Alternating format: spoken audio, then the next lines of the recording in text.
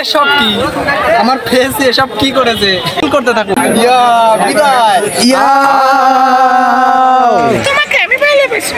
এসব কি today institute মাই last day. দীর্ঘ 4টা বছর প্রতীক্ষার পর আজকে আমাদের ক্যাম্পাস ছেড়ে যাওয়ার পালা, অর্থাৎ rag day. Just time filled with my friend. যদিও বিষয়টি কষ্টকর। So guys, keeping look at my blog.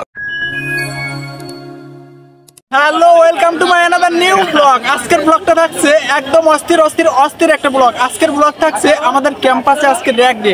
এই র্যাক ডে আমরা দীর্ঘ 4টা বছর পর আমরা এই ক্যাম্পাস থেকে বিদায় নিতে চাচ্ছি। তো আজকের এই ক্যাম্পাসটা দুর্দান্ত একটা ভিডিও থাকছে। ভিডিওটা আপনারা সম্পূর্ণ ভিডিও না টেনে দেখতে থাকুন এবং সিল করতে থাকুন। Look at this campus.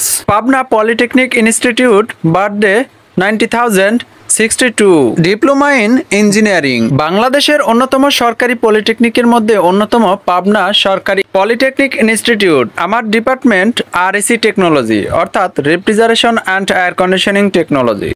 এসব কি আমার ফেস এসব কি করেছে? সবাই সবার মতো শেষবারের মতো আনন্দ উল্লাস ও উপভোগ যেন সবাই সবার সাথেই আনন্দ মেতে উঠেছে। মনে হচ্ছিল সেদিনে ক্যাম্পাসে আসলাম, কিন্তু কিভাবে যে 4টা বছর পার হয়ে গেল আসলে বোঝাই গেল না।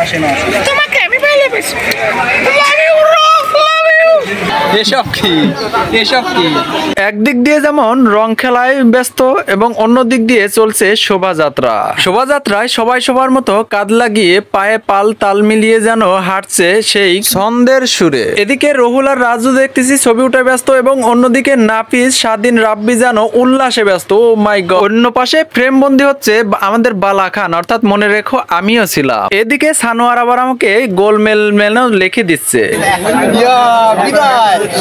এদিকে মামা রাব্বির আবার আমি একটা ইমোজি আঁকিয়ে দিচ্ছিলাম, যে একটা হ্যাপি ইমোজি।